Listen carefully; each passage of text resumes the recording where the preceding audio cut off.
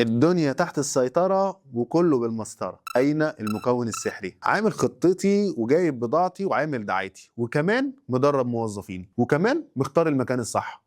امال ايه اللي ناقص؟ المكون السحري، الفايبس او الانفايرمنت. الفايبس دي اول حاجه عميلك هيحس بيها قبل حتى ما يتكلم او حتى ما يبص على السعر. هو لما بيدخل المكان هل هو اطمن؟ هل هو ارتاح؟ هل هو حس ان الناس دي فاهمه وبتحب شغلها؟ ولا حس بتوتر وصوت عالي وناس قاعده شغاله وهي زهقانه؟ انت ممكن تعمل احسن دعايه في الدنيا وتحط عروض وتجيب احسن موظفين، بس لو الفايبس بتاعتك مش حلوه ومش دي اللي عميلك عاوز يحس بيها، العميل هيدخل ويبص ويبتسم ابتسامه مجامله ويمشي. طب انت فاكر هو مشي ليه؟ علشان ما حسش بانتماء وما وصلتلوش الانرجي الخاصه بالمكان بتاعك وقال لك شكرا هلف لفه وارجع لك وما بتشوفوش تاني. مهم جدا تكون فاهم ان ولاء عملائك مش بالضروره يتبني بسعر او بعرض. الولاء بيتبني بالفيلينج، المشاعر اللي بتحسس العميل ان المكان ده بتاعه. ما تنساش انا عبد الرحمن عادل بقدم محتوى عن البيزنس والماركتنج. لو عاوز تعرف معلومات اكتر تابع فيديوهاتي. شكرا جدا ليكم.